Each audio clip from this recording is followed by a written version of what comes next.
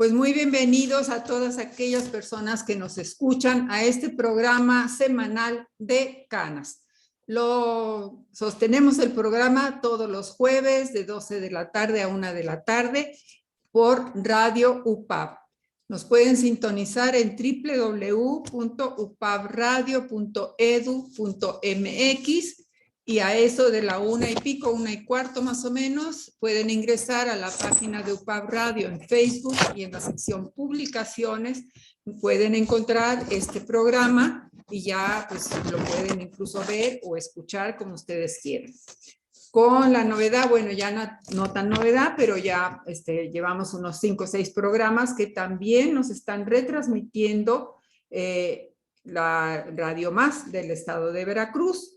Entonces, ese nos pueden sintonizar en el 107.7 los viernes a las 11 de la mañana, de 11 a 12. Por lo tanto, como menciono, estas dos transmisoras de radio, pues estamos trabajando UPAV Radio en colaboración, en coordinación con UPAV Radio, pero además pues estamos colaborando la Asociación Civil VIDAM, Vida Digna para Adultos Mayores, a la cual pertenecemos 3 de las personas que estamos aquí, y ya nos vamos a robar a nuestra invitada de hoy, a ver si se anima a seguir colaborando con nosotros.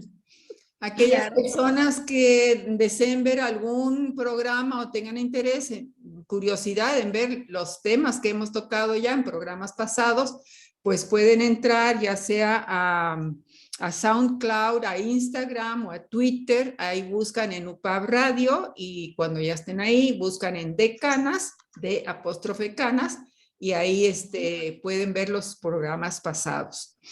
Igualmente quiero mencionarles que pueden dejar un comentario tanto en la página de UPAV Radio como me lo pueden enviar a mí vía mensaje a mi WhatsApp personal, por mensaje, porque si no, no contesto, al 22 81 14 72 20. Aquellas personas que tengan ya sea una pregunta, una duda o que quieran sugerirnos algún tema en especial. Bueno, pues ya aquí estamos ya con nuestra invitada y con nuestras 2 compañeras, María y Georgina, que siempre nos acompañan. Y le paso la posta a María, que está en San Luis Potosí. Y ahí vas, María, te lanzas. Ahí voy, por supuesto que sí. Buenas tardes a todas las personas que nos escuchan. Qué gusto tenerlos nuevamente.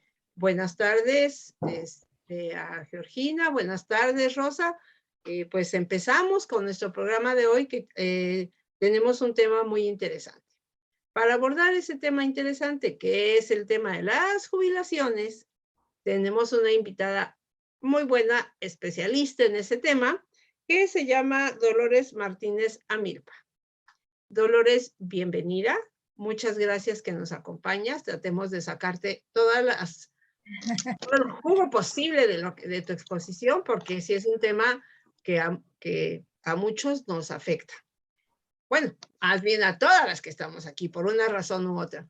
Y creo que también es un tema que otras personas más jóvenes también deberían de ir viendo en su radar. Un tema como este, porque lo dejamos hasta que llegamos a la rayita y a veces ahí ya no hay para atrás ni hay manera de modificarlo. Dolores, pues bienvenida, y la pregunta que pone nervioso a todo el mundo: ¿quién eres, Dolores? Entiendo que eres la representante de una asociación. ¿Qué asociación? ¿Qué hace? No sé, platícanos de ti. Gracias, pues ante todo, y primeramente quisiera agradecer a VIDAM la invitación. Es una distinción que nos inviten a participar en estas charlas que tocan temas diferentes, interesantes y que nos interesan a las personas de la tercera edad. Sí, también agradezco que me consideren especialista. No soy especialista en pensiones, lo que pasa es que he entrado a este mundo de las pensiones a partir pues de lo que nos ha tocado vivir ya una vez que nos jubilamos, porque yo soy de los activos que mientras mi vida laboral fue en las instituciones, pues sí, yo sabía que el Instituto de Pensiones del Estado de Veracruz tenía problemas, pero no me ocupaba demasiado. la rutina del trabajo nos absorbe, ¿sí? Pero una vez que uno se jubila, uno empieza a prestar atención a lo que sucede con la institución de la que uno depende. Yo soy Dolores Martínez Amilpa, soy pedagoga y me jubilé en el 2010. Ya tengo un buen rato de haberme jubilado. Y el año en que me jubilé coincide con el año en que se forma COPIPEP, que es la Coalición de Pensionistas Independientes del Estado de Veracruz como asociación civil, para atender la problemática del IPE, porque estamos empeñados en contribuir a sanear las finanzas de nuestro instituto, porque de eso dependemos, pues 32,000 jubilados y más de 90,000 trabajadores activos. Entonces, pues contribuir a sanear esta institución es salvaguardar una cesantía y una vejez que nos ayude a tener pues una vida y un nivel decoroso, ¿sí? Entonces, pues yo les agradezco la invitación y haré lo posible por explicar este tema que es de interés. Perdón, Lolita, esos 50 y tantos o 30 y tantos mil jubilados son del estado de Veracruz nada más. Sí, solo son del estado de Veracruz. El Instituto de Pensiones es el sistema pensionario del estado de Veracruz, ¿sí? Ajá, muy bien. Ajá. A ver. Chicas, la primera pregunta. Gina, dale, dispara. Sí, Lolita. Sí, disculpa, ¿por qué las pensiones se consideran un derecho humano? Sí. Miren, hablar de pensiones y de derecho humano nos lleva a recordar que pues los derechos humanos son para nosotros algo usual. O sea, todos los ciudadanos y todas las personas que vivimos en un país tenemos derechos que, bueno, que hemos conquistado porque no siempre se nos dan, pero tenemos derecho a la educación, tenemos derecho a la salud, tenemos derecho a la vivienda, tenemos derecho al trabajo. Y dependiendo de cada país, de cada estado, pues organiza estos derechos para poder brindarlos al individual y colectivamente, ¿sí? Y todas estas personas, o sea, todos los ciudadanos tenemos, en nuestra vida diaria, tenemos ciertos riesgos que podemos correr y que alteran una supervivencia. O sea, todos estamos expuestos a enfermarnos, las personas están expuestas a enviudar, los hijos están expuestos a la orfandad, ¿sí? Y las personas, conforme pasa el tiempo y nos convertimos en personas de la tercera edad, pues va disminuyendo nuestra capacidad física, nuestra capacidad mental, nuestro potencial para trabajar, y bueno, corremos el riesgo de no rendir lo que rendíamos antes, y podemos ser una población en riesgo si no tenemos un ingreso que nos permita una supervivencia y una vida decorosa, ¿sí? Entonces, tenemos derecho a lo que es esta seguridad, a tener un ingreso que nos dé esa vida decorosa, y forma parte de lo que el Estado tiene obligación de darnos como seguridad social, ¿sí? Tenemos derecho a que el Estado nos permita tener un ingreso, que nuestra vida continúe siendo decorosa, ¿sí? Y aquí, bueno, pues habemos pensionados. Rosa es pensionada, el esposo de Georgina es pensionado, creo que María también debe de ser pensionada. Yo no. Tú eres pensionada, no. Pero bueno. Yo soy pensionada por viudez. Eres pensionada por viudez, pero ¿cómo adquiriste esa pensión por viudez? Tu esposo falleció y tú adquiriste la pensión por viudez de tu esposo, o sea, tuviste ese riesgo, ¿sí? Y el Estado organizado te concedió esa pensión por viudez, pero tu esposo, mientras trabajó, contribuyó. Claro, si no, no lo hubiese tenido. Exactamente, ¿no? Entonces, debemos de contribuir, o sea, los pensionistas, los jubilados, contribuimos durante nuestra vida laboral, ¿sí? Para que eso que nosotros contribuimos, pase a formar un fondo y con ese fondo, bien administrado, se forme un patrimonio y cuando llegamos a una edad en la que ya por los criterios que se han formado no podemos seguir trabajando igual y podemos optar por obtener esa pensión, ¿sí? Entonces, para que el Estado y el gobierno nos brinde esas pensiones, se organiza y genera instituciones, emite leyes, reglamentos para fijar los criterios a través de los cuales va a permitir que los huérfanos, las viudas, las personas de la tercera edad puedan disfrutar de esa pensión. Podemos contribuir, pero hay pensiones que no son contributivas. O sea, las pensiones que el Estado mexicano acaba de dar, las pensiones del bienestar a las personas de 60 o 65 años o más, son pensiones no contributivas, nunca contribuyeron. Sin embargo, el cambio en la Constitución les permite disfrutar de un ingreso que les ayude a tener un nivel de vida decoroso. Entonces, estos derechos humanos a los que los ciudadanos debemos acceder, debemos de tener derecho a acceder a ellos, debemos de poder disfrutar de estos derechos, pero con calidad, ¿sí? Y deben de ser oportunos, ¿sí? Una viuda debe de tener su pensión en el momento en que la necesita, no 5 años después, cuando ya pasó una gran cantidad de problemas para poder subsistir, ¿no? Entonces, estos derechos humanos han sido impulsados por organismos internacionales, ¿sí? Por la ONU, la Organización Internacional del Trabajo, la OEA y muchos organismos internacionales atentos a estos derechos humanos que no siempre han estado totalmente reglamentados, normados. Desde el siglo pasado, por ahí de mediados del siglo pasado, promulga unas declaraciones, unos convenios, y los países que están de acuerdo con eso que están señalando como algo que el Estado debe de brindar y lo que debe de acatar, firman esos convenios, forman parte de esos tratados y asumen el compromiso de brindar, a comportarse conforme esas declaraciones lo señalan. Entonces, eso ha pasado con las pensiones. Con las pensiones, la Corte, porque estos organismos además han formado sus instituciones.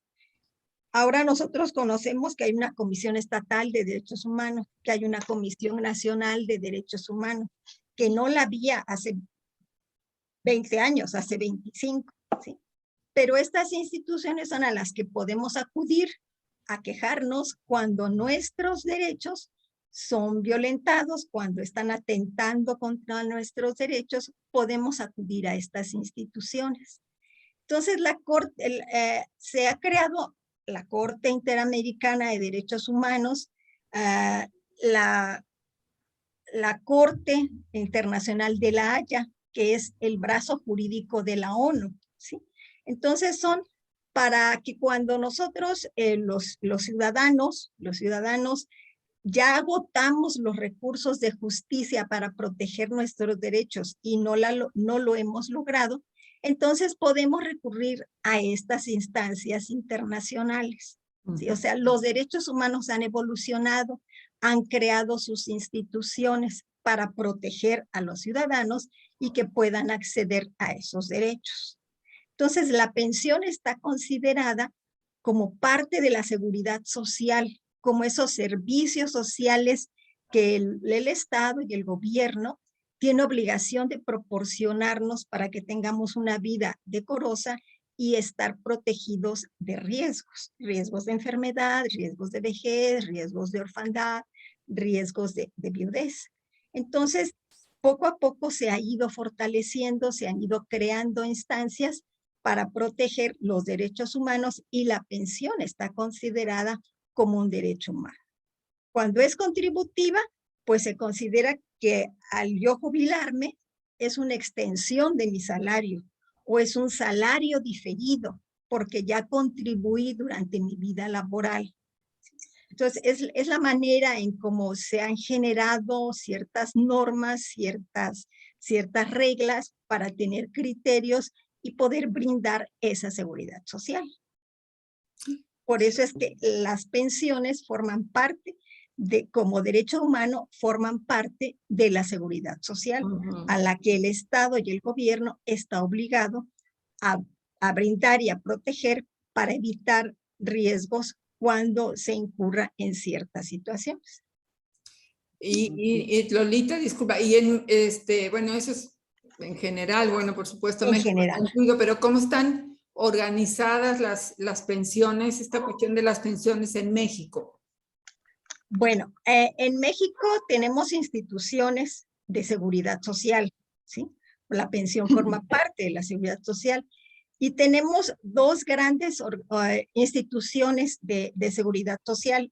El Instituto Mexicano del Seguro Social, el IMSS, que brinda servicios de salud y que también puede jubilar a aquellas personas que trabajan en el sector privado, que el sector privado, si tiene un trabajador asalariado, tiene obligación de brindarle estos servicios de seguridad social.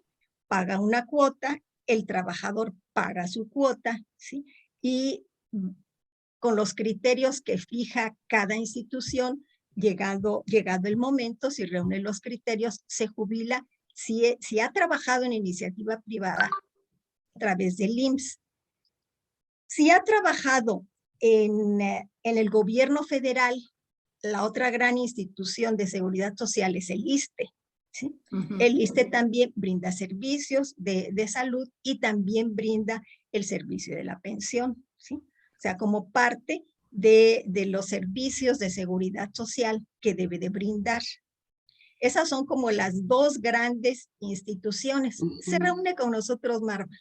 Sí, sí, está Qué bien. apareciendo Marva García Herrera. Y yo estaba aquí viendo que ya quiere entrar. Qué bueno. Sí, que no puede entrar. Y no puede. ¿No Eso puede? pasa con la tecnología.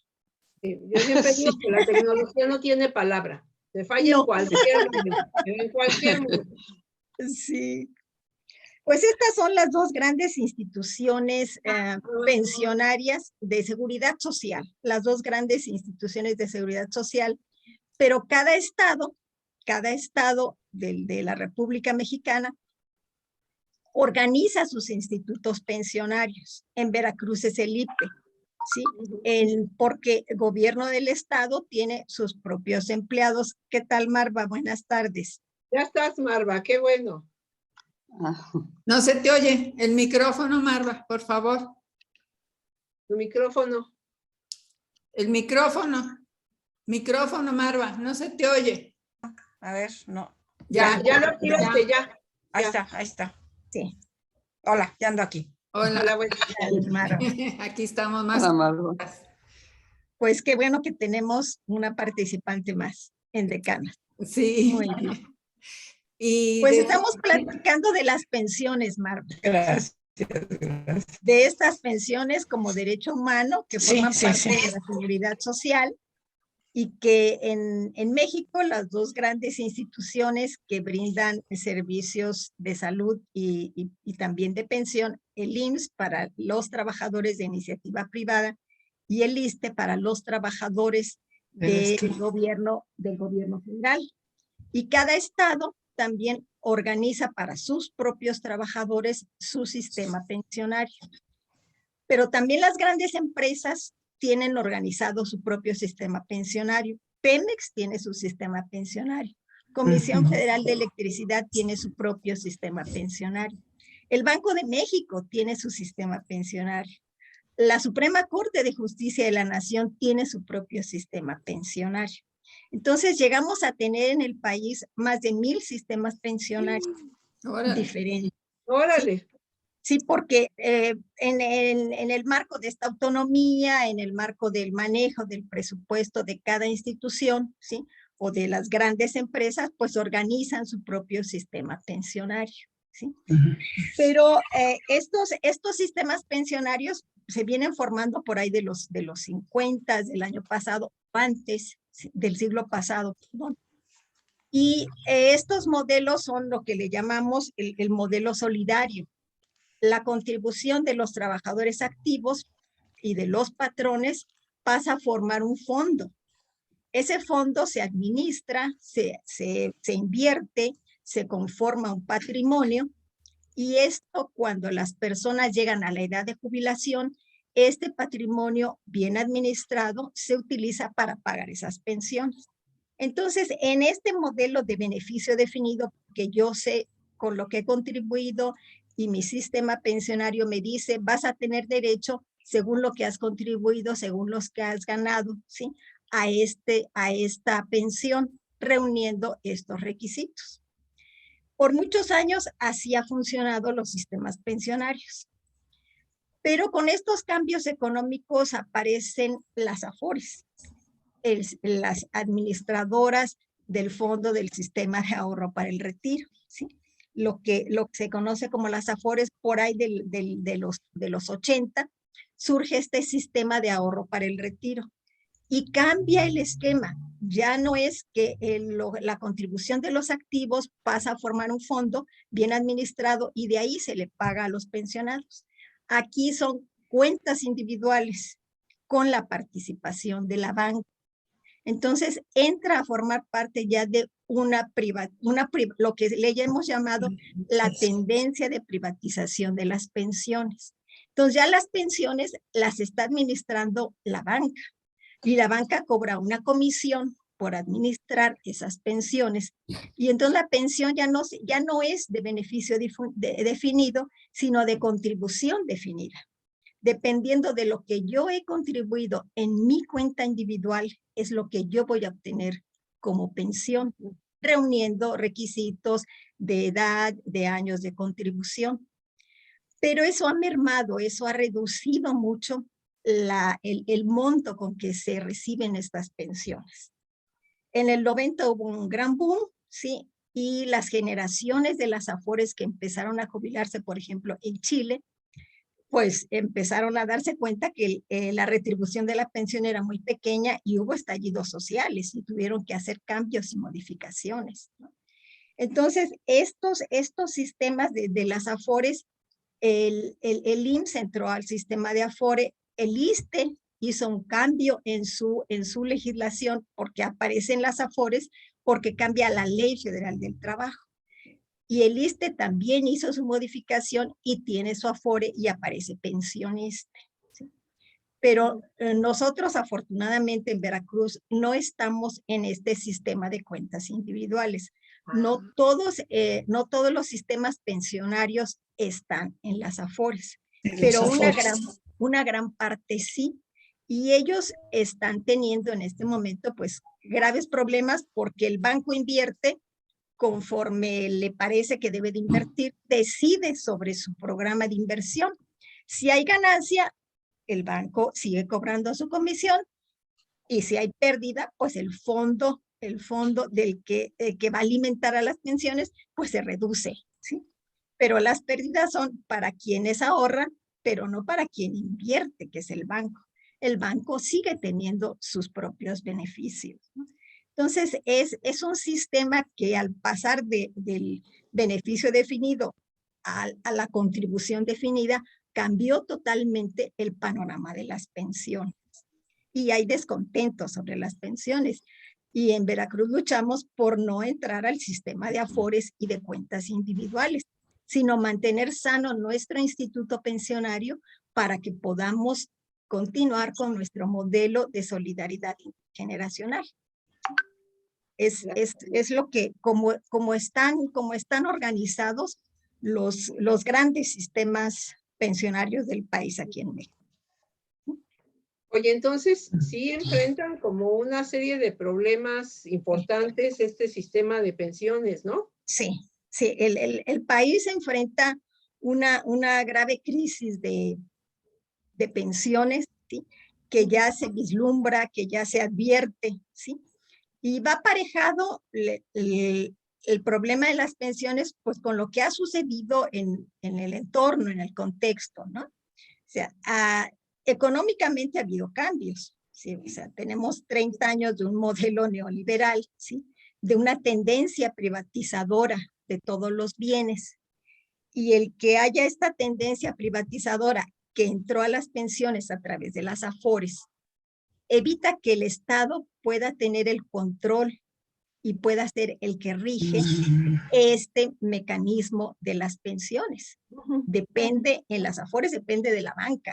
La banca tiene que aceptar bajar su costo de comisión, porque son de las comisiones más caras que hay en el mundo, ¿sí?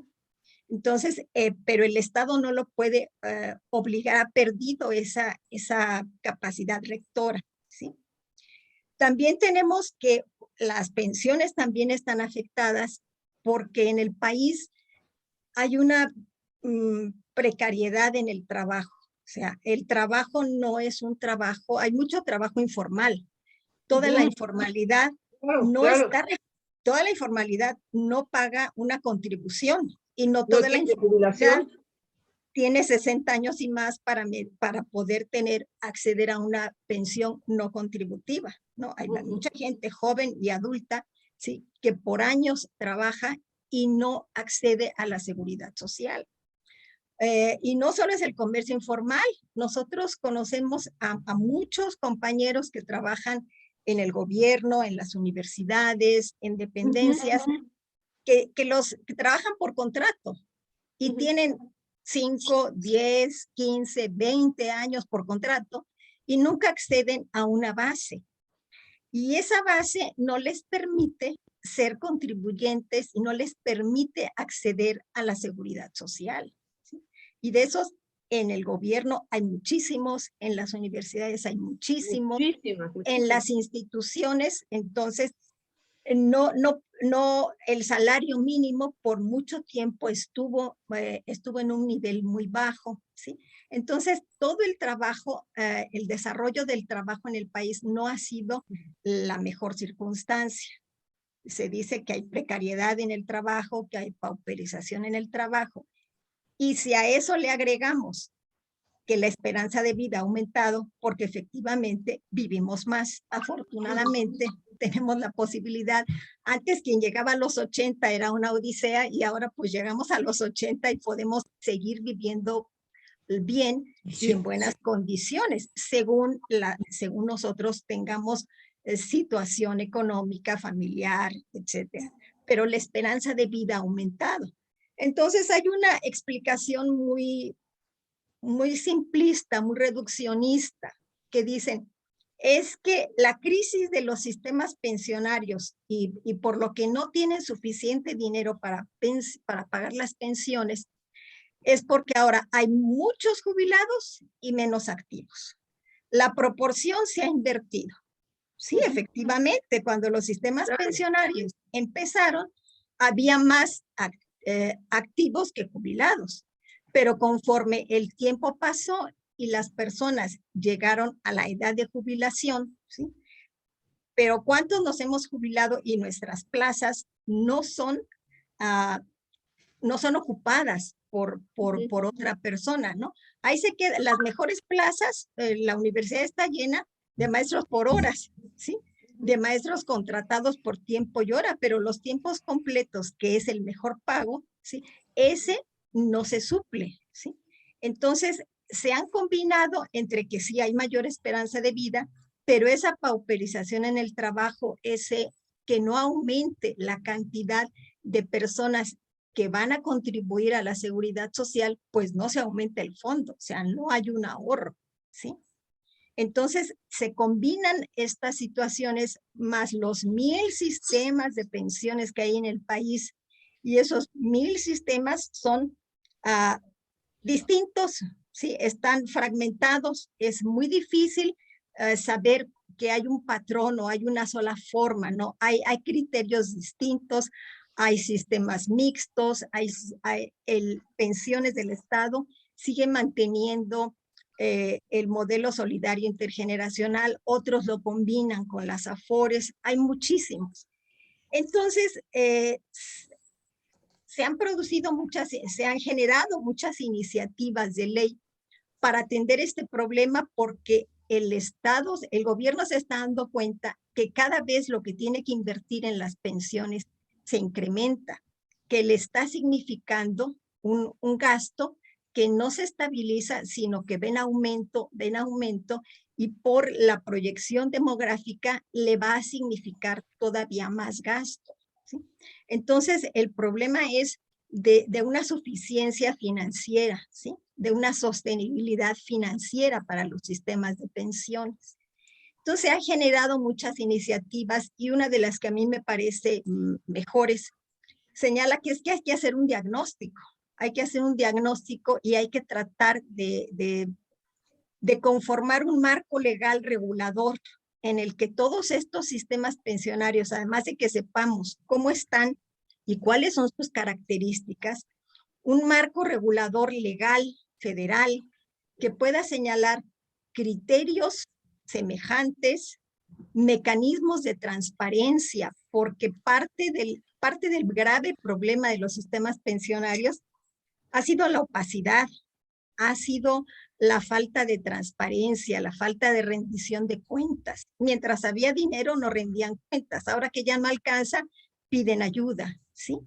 Pero todos esos años, 40, 50 años o más de opacidad, de poca rendición de cuentas, de malos manejos financieros, ¿sí? Pues eso es lo que una reforma a nivel nacional federal tendría que generar, tendría que señalar, ¿sí? Que todos estén obligados a rendir cuentas, a ser responsables, ¿sí? Y si hay daño, pues a repararlo, ¿sí? Entonces, eso es una propuesta, pero una propuesta que no ha terminado por construirse, ¿no? Porque además tratan de que estos sistemas pensionarios sean equitativos, porque sabemos que hay jubilaciones muy altas y hay jubilaciones muy bajas, ¿sí? Porque hay esta independencia para organizar mi propio sistema pensionario, ¿no?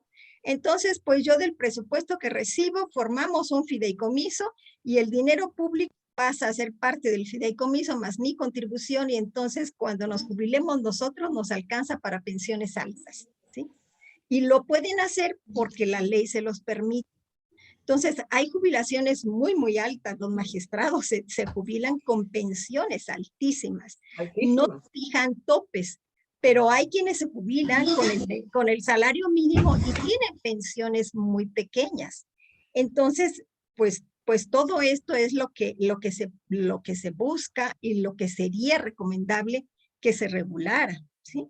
Que una ley pudiera establecer ciertos parámetros, ¿sí? Y ciertos mecanismos que fueran de observancia obligatoria, ¿sí? Para que pudiera alcanzar esa suficiencia financiera que se necesita y dar pensiones con una mayor equidad social, ¿sí? Que es lo que se busca, ¿sí? Entonces, a eso se le agrega el grave problema de la UMA, ¿sí? Además de que la pauperización... Eso era lo que te iba a preguntar. Sí, además de que la pauperización, el trabajo y la esperanza... ¿Qué cosa es la UMA? ¿Qué quiere decir UMA? Ajá. Unidad. Unidad de medida y actualización. Unidad de medida y actualización. A ver, por muchos años, las multas de tránsito, los impuestos pagaban con veces salario mínimo, ¿sí? La multa se va a pagar con veces salario mínimo. Los derechos de escrituración se pagan con tantas veces salario mínimo, ¿sí? Los impuestos se pagan con tantas veces salario mínimo. Entonces, había aquel criterio de no subamos el salario mínimo porque vamos a generar inflación, ¿sí? Entonces, el salario mínimo se contuvo por muchos años y perdió capacidad adquisitiva. Se castigó el salario mínimo.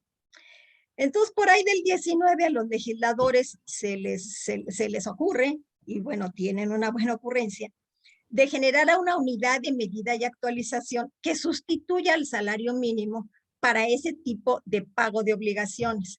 La obligación de pagar multas, la obligación de pagar escrituraciones, de pagar todas las obligaciones a las que tenemos que hacernos cargo, ¿no? Entonces, esa medida se separa del salario mínimo para liberar al salario mínimo, ¿sí? De ese candado de no te incremento porque entonces generas inflación. pero se promulga una ley, que la ley queda ambigua. La ley dice que entonces todo lo que esté, toda norma que esté señalada veces salario mínimo, deberá sustituirse por veces unidad de medida y actualización. Entonces, queda tan ambigua que da margen a la interpretación de quien sustituye al pie de la letra salario mínimo por unidad de medida y actualización. Llega el IMSS y el IMSS dice, es que las contribuciones son veces salario mínimo y los patrones que pagan la cuota a partir de un porcentaje del salario mínimo, al salario mínimo crecer y la UMA ser un valor menor, entonces les viene muy bien que en lugar de cotizar veces salario mínimo, cotizan veces UMA. Entonces ponen un tope de contribución, un tope para aportar, para que las pensiones no excedan de 25 veces unidad de medida y actualización. Después viene el ISSSTE y hace lo mismo, o sea, las dos grandes instituciones pensionarias del país. Y entonces el ISSSTE dice, bueno, sí, pero mi tope, además de que va a ser veces suma y no veces salario mínimo, porque la ley me dice que yo lo sustituya, entonces el tope es de 10 veces unidad de medida y actualización. Entonces, una persona que se jubile en el ISSSTE podrá ganar como máximo 26,000 o un poquito más, según vaya aumentando la unidad de medida y actualización. Entonces tenemos a muchísimos trabajadores, por ejemplo la UNAM, si tienen conocimientos de personas en la UNAM, o maestros de la UAM, no se jubilan porque pierden mucho de su salario, ¿sí? O sea, el tope de la jubilación les reduce muchísimo sus ingresos. Entonces hay personas muy mayores que siguen trabajando, que deciden no jubilarse, pero esto hace que se avejente la planta académica y que no pueda haber una renovación, ¿sí?, de esta planta académica. Lógicamente con la edad uno no rinde igual, ¿sí? Uno ya no se actualiza como se actualizaba antes, uno tiene ya otras expectativas, otras situaciones personales. Entonces, no se quieren jubilar y están yendo a trabajar siendo ya muy mayores. ¿Por qué? Porque la unidad de medida y actualización les vino a poner un tope que les perjudica. Entonces, se recurre a los tribunales y unos tribunales dicen que sí, que tienen razón, y otros tribunales dicen que no tienen razón, ¿sí? La Suprema Corte ya había definido que la pensión era derivada de una relación contractual, de una relación de trabajo. Por lo tanto, era una extensión del salario a aquellos trabajadores que se ampararon y que llegaron a la Suprema Corte en 2019. La Suprema Corte les dijo, sí, ustedes tienen derecho a que les sigan pagando su pensión en salario mínimo y no en UMA, porque es una extensión de su salario. Pero esa resolución solo pueden gozar de esa resolución aquellos que se ampararon, porque es un amparo, no es generalizado para todos. Pero en la segunda ocasión, eso fue en el 19, pero en el 2021, después de que hay resoluciones por el ISSSTE, unos que sí, otros que a favor de la UMA, otros a favor del salario mínimo, la Suprema Corte vuelve a traer esa contradicción de sentencias y decide que sí, que se pague en veces unidad de medida y actualización. Entonces, con una decisión de la Suprema Corte ya no hay nada más a lo que recurrir. Y entonces, ahora por eso es que hay tantísima inconformidad, ¿sí?, porque les perjudicó a los que no se han pensionado y a los ya pensionados, les perjudicó porque bajó mucho el monto de su pensión. Y ese es el grave problema de la UMA, ¿sí? Ujú. Y lo que nosotros estamos en Veracruz luchando es que la UMA no se aplique para el cálculo de nuestras pensiones. Lo que Claro. dicen los trabajadores, y tienen mucha razón, es que si yo he contribuido en salario mínimo, ¿por qué Claro. ahora me pensionas con UMA? ¿Sí? Ujú. Porque la Suprema Corte ya sentenció y dijo que sí. Perdón, es que me dejaste pensando, Lolita, lo que dijiste de estos maestros que están muy mayores y siguen trabajando. Eso tiene consecuencias en la fuerza laboral en ese sector, digamos, pero en otros también. Sí, No permite que haya jóvenes que vayan claro. entrando a esos, o sea, es un problema laboral también, aparte de la pensión, ¿no? De renovación de planta académica. Claro, Sí. claro. O sea, porque no pueden acceder, porque no hay, los jóvenes no pueden acceder porque no hay espacios. Claro. ¿Sí? Por ejemplo, en la UAM, la Metropolitana, Universidad Autónoma Metropolitana, en el 2019 gestionó un convenio y sacó una convocatoria en el que iba a aprobar darle a 50 personas que tuvieran las mejores trayectorias académicas, que reunieran ciertas condiciones, les iba a dar una compensación pensionaria. Firmaban un convenio y les iban a pagar una compensación vitalicia. Entonces, más de 50 maestros se inscribieron en esa convocatoria, resultaron seleccionados 50 y estaban muy contentos. O sea, la universidad era una estrategia para renovar su planta académica y los maestros ya mayores, enfermos, ya con pocas ganas de seguir en una rutina de trabajo, pues estaban muy bien. O sea, pues le entramos a esto, ¿sí? Y apoyamos a nuestra universidad sin perjudicar nuestra capacidad adquisitiva, ¿sí? Y resulta que eso pasa en el 19, pero llega el 21 y la UAM decide que saben que siempre no, que porque Sí, no pudimos conseguir un fideicomiso que siguiera con esta propuesta, y entonces pues cancelamos el convenio, ¿sí? Y ustedes, pues como ya se jubilaron, pues se quedan con la jubilación que les da el ISSSTE, ¿sí? Entonces, realmente han hecho un movimiento muy importante y se inconformaron, pero se tuvieron que ir a los tribunales y solamente quedan 19 maestros en resistencia, ¿sí? Están tratando de señalar que si el convenio fue autorizado por el Consejo Universitario y tiene validez legal, no es posible que lo cancelen de manera unilateral, porque ellos no estuvieron de acuerdo. No hay un consejo universitario que haya estado de acuerdo con la cancelación de ese convenio. Entonces, son 19 maestros que están en resistencia, que nosotros publicamos, Copipé publicó un apoyo, un cintillo de apoyo a los maestros de la UAM.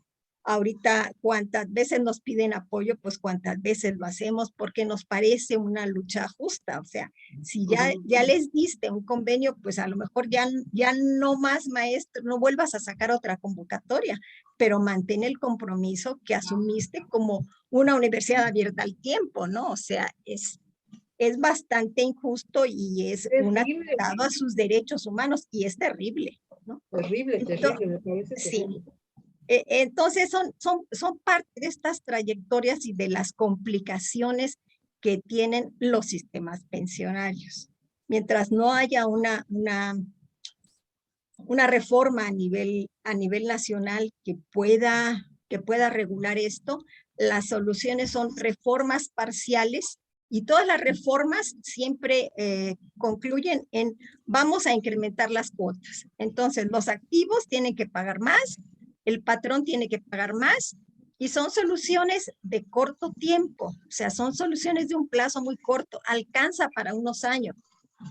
Y es lo que se le dice patear el balón. Pues yo, mientras dura mi administración, lo resuelvo. Ya que venga el otro y pues que genere otra reforma, ¿no? Y así nos hemos ido en Veracruz de reforma en reforma, ¿no? Entonces siempre nos van aumentando de 6 a 7, a 11, a 12 en la cuota de aportación de los trabajadores, Y siempre nos dicen que con esta reforma lo solucionamos, ¿sí? Pero a nivel nacional, el panorama señala que hay suficiencia financiera al 2040. Y a nivel del Estado, hay suficiencia económica al 2024. Está a la vuelta de la esquina. Claro, la vuelta de la esquina, son 2 años. Sí, sí. Entonces, a nivel nacional, el problema es grave, ¿no? Y a nivel del Estado, en Veracruz también, ¿no? A nivel del Estado en Veracruz, pues el IPE, el Instituto de Pensiones del Estado de Veracruz, se formó en los 50 y atravesó ese proceso de todos los sistemas pensionarios. Había pocos jubilados, había muchos activos, había un manejo discrecional de las finanzas, entonces se conoce al IPE como una de las cajas chicas del gobierno del Estado. Préstame dinero, entonces yo luego te pago con bienes inmuebles. Y entonces, desde el edificio del IPE, que está en Leandro Valle, ¿sí? Lo pagaron así. El estacionamiento que está en Zaragoza, lo pagaron así.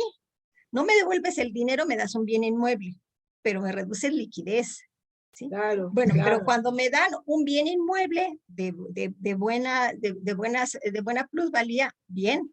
Pero es que nos han pagado por esos préstamos terrenos en Breña de muchísimas hectáreas, allá de lejos, ¿no? Allá, pero son muchísimas, ¿no? Pero con eso te pago, ¿no? Entonces tenemos el Capulín, tenemos Perseverancia, Garnica fue un pago de esa naturaleza, ¿no? Y Garnica estuvo durante 10 años en comodato a la Secretaría de Seguridad Pública, a Marina, al Ejército y a la Secretaría de Seguridad Pública. Durante 10 años, los pensionados no hemos podido disfrutar de Garnica, ¿sí? Porque lo tenían en comodato. Así es. Entonces, el patrimonio se va reduciendo. Y llega 2010, y sale Fidel. Nuestro patrimonio en el IPE se forma por la reserva técnica, que es dinero líquido, que se invierte en el banco y que va dejando rédito. Y la otra parte del patrimonio son bienes inmuebles. Hay 44 bienes inmuebles. ¿Pero qué ha pasado con ese patrimonio? Bueno, pues el descuido, el deterioro, ¿sí? Hay bienes inmuebles invadidos. En un bien inmueble construyeron una iglesia con permiso del ayuntamiento, porque nadie se dio cuenta, ¿sí? En otro bien inmueble, pues hicieron unos juegos mecánicos y un parque, porque nadie sabía que eso era del IPE, ¿no? Entonces, y abandonados, o sea, el edificio Victoria se estaba cayendo, los hoteles Jalapa, Chachalacas, resulta que están administrados por una operadora de hoteles Jalapa, Chachalacas, y tienen una escritura en la cual es una sociedad anónima de responsabilidad limitada. El socio mayorista es el Instituto de Pensiones con el 99% de las acciones, y gobierno del Estado es el minorista con el 1% de las acciones. Y uno dice, ¿cómo sucedió esa magia de hacer socios de dinero público una sociedad privada? Pues lo hicieron, ¿sí? Lo hicieron. Y entonces, pues ahí en esos hoteles, pues se hospedaban, comían, se divertían, y yo les aseguro que no pagaban, ¿sí? Entonces, no hay sistema pensionario que aguante esos malos manejos. Sí, un patrimonio que no lo cuidas, un patrimonio que lo descuidas, ¿sí? Entonces, Fidel deja la reserva técnica en el 2010 con más de 2.800 millones de pesos. Y 6 años después, Duarte la deja con 990 y tantos millones de pesos. Porque llegó un momento en que se acuerdan que en esta Jalapa todo el mundo tomaba la carretera. Nosotros en Copipep, por eso nos formamos en Copipep, porque nos dimos cuenta que había que cuidar nuestro instituto pensionario, que había que atender y que había que formarnos como una fuerza social que estuviera atenta a qué pasaba, que denunciara lo que tuviera que denunciar, Y los derechos se cuidan y los derechos se conquistan, y a mantener nuestros derechos de pensión móvil, de orfandad, de viudez, ¿sí? Porque son derechos ganados y tenemos que preservarlos, ¿no? Entonces nos formamos en el 2010 y poco a poco nos fuimos constituyendo y tenemos delegaciones a lo largo del estado, ¿sí? Tenemos organizaciones pequeñas que llamamos delegaciones en Pánuco, en Tantoyuca, en Córdoba, en Veracruz, en Jalapa hay muchas, en Jico, en Coatepec, ¿sí? En Poza Rica, ¿sí? Y entonces juntos lo que hacemos es estar atentos a qué pasa en el Instituto de Pensiones, denunciamos lo que haya que denunciar, pedimos información para poder estar alertas y vigilantes a qué es lo que pasa, ¿no? Entonces, en el sexenio de Duarte fue el acabose y ya no les alcanzaba porque además Cefiplan no les daba el dinero para pagar las pensiones y tomábamos Cefiplan, tomábamos pensiones, nos pagábamos en Enríquez, y ustedes se acordarán que en el 2015 fue el año que más salimos a la calle, ¿sí? Estábamos el 23 de diciembre reclamando el pago de nuestra pensión y de nuestro aguinaldo, 23 de diciembre, y no nos pagaban. Y entonces decidieron que sí, te pago, pero te mando también a la seguridad pública, y nos golpearon, ¿sí? Nos sacaron de la calle a golpes, ¿no? Entonces, nos quejamos ante la Comisión Estatal de Derechos Humanos, ante la Comisión Nacional de Derechos Humanos, tenemos recomendaciones de estas dos instancias, ¿sí? Alguien tiene que ser responsable de esa violación tan grave a nuestra propia integridad, ¿no? Pero eso no se ha resuelto. Entonces, en el 2016, lo que hicimos fue, bueno, a ver, de esos malos manejos, las pruebas que tenemos, presentamos una denuncia por malos manejos, por abuso de autoridad, por incumplimiento de un deber legal, por peculado, por coalición, ¿sí? Porque hicieron todos esos delitos, investiguen, porque alguien tiene que ser responsable de que nuestra reserva técnica haya perdido más de 1,200 millones de pesos, o sea, no es fácil, y que además tenían deudas enormes, los ayuntamientos, los entes incorporados no pagaban las cuotas, y el mismo gobierno del estado, el déficit que ocasionaba por el mal manejo de sus consejeros, porque el consejo directivo, que es el órgano de mayor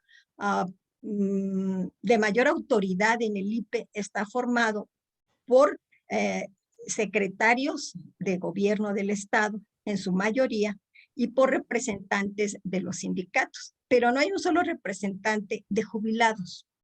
Los sindicatos son representantes de trabajadores activos, pero no tenemos representación los jubilados, ¿sí? Entonces, no son personas profesionales para atender finanzas, ¿no? Entonces, ese órgano de gobierno, ¿sí? Pues demandamos, o sea, nosotros demandamos porque alguien tiene que ser responsable de todo eso, ¿sí? Entonces, sí. Se acabó el tiempo, perdón, se acabó el tiempo.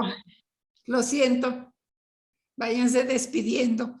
Pues miren, yo solo les digo que también denunció el Orfis, el propio IPE también tiene denuncias, y aunque esta administración está más atenta, pero no estamos totalmente satisfechos, porque si bien está haciendo las cosas como Dios manda, pero es que no le cobra, al gobierno no reconoce que debe 7,000 millones de pesos por el déficit, ¿sí? Y no estamos totalmente satisfechos porque el daño que nos causaron no se ha reparado, ¿sí? Y hay denuncias puestas durmiendo el sueño de los justos. Entonces nosotros luchamos, y mi último mensaje es que los jubilados estamos jubilados del trabajo, pero no de la vida, ¿sí? Y en este momento lo que nos toca hacer es defender nuestros derechos humanos como pensionistas, y defenderlo con los medios con los que haya que defenderlos, de manera organizada, de manera responsable, ¿sí? Pero ya hemos vivido y ya hemos experimentado que tenemos que estar atentos, vigilantes, denunciantes y participantes. porque si no, el riesgo es para nosotros, pero para todos los que vienen atrás, porque nosotros Claro, tenemos claro. un derecho ganado, pero los activos no lo tienen, y ellos son los que corren un riesgo muy alto. Entonces, mi mensaje es que estos sistemas pensionarios requieren mucha atención de gobierno, del Estado, de la justicia. Sobre todo, la impartición de justicia es lo único que puede acabar con la impunidad. Porque esta impunidad cero y esta corrupción a la que se quiere combatir tiene que tener un ejemplo de que el combate es efectivo y la justicia se tiene que impartir. Y nosotros, nuestra tarea en COPIPEB es esa, defenderlo, ¿no? Y eso es lo que nosotros estamos empeñados y ese es nuestro compromiso. Y yo les invito como personas pensionadas a estar atentos a los que son y a los que nos puedan escuchar y que sean jubilados o que sean trabajadores activos. Tienen derecho a una pensión y a una pensión digna y decorosa, ¿sí? Y pues por eso hay que luchar, porque no nos los van a dar. No, Lo tenemos que conquistar y que Lo preservar. siento, pero el tiempo se acaba y hay que despedirte, Lolita. Muchísimas gracias. No, muchísimas gracias a Muchas ustedes. gracias. no, gracias. Ya Gracias, nos Lolita. Gracias, muy interesante y aparte pues, muchas cosas que no están enterado. Gracias. Les agradezco la invitación. Sí. Sí. Bueno, Gracias. Ya nos viniste a espantar. a ver, No, a concientizar. un minutito, voy a comentar que el próximo programa esperamos tener una doctora que nos va a hablar de problemas de hipertensión y de diabetes y una bola de cositas que tenemos en las personas de la tercera edad, ¿verdad? Así que agradeciendo a nuestra invitada de hoy, agradeciendo Sí, al público que gracias. nos sigue, pues con un abrazo nos despedimos hasta el próximo jueves. Muchísimas Gracias. Gracias.